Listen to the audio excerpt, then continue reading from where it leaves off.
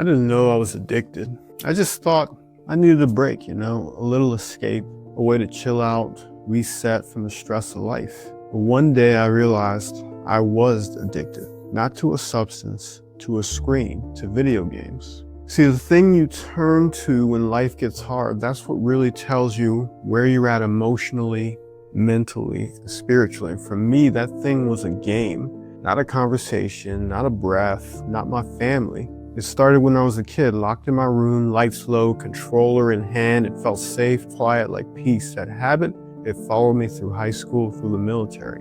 Even back then in uniform, I was broke. Some days I couldn't afford to eat, and because of my social anxiety, I would skip the cafeteria, go straight to my barracks room, and fire up that game console. The only time I left was when someone dragged me out.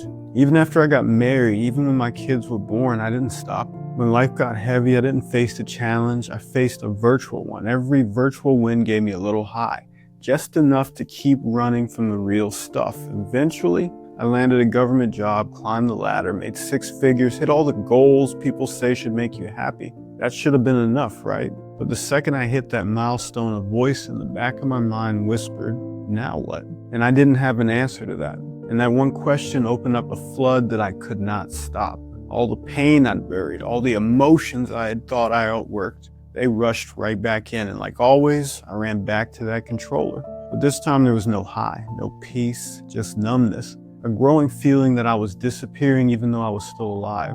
That was my rock bottom. I'm not telling you this for sympathy. I'm telling you because I know you might be in the same place right now, especially if you're a veteran, maybe even a first responder. When we transition out of that service, we lose everything that used to give us that structure and that identity, the mission, the brotherhood, the rhythm. And that silence is just brutal. So we look for something, anything to fill the void. Some of us run to video games, some to porn, some to weed, some to drinking, some to gambling, to chaos. But we're all running from the same thing, our emotions. Nobody taught us how to feel anything. We trained to suck it up, push through, perform. So when pain shows up, we distract, we isolate, we snap, we numb out, we may even hide. We call it surviving, but it's just self-destruction with the uniform on, right? So how do you fix it? You start with one simple move. Scary.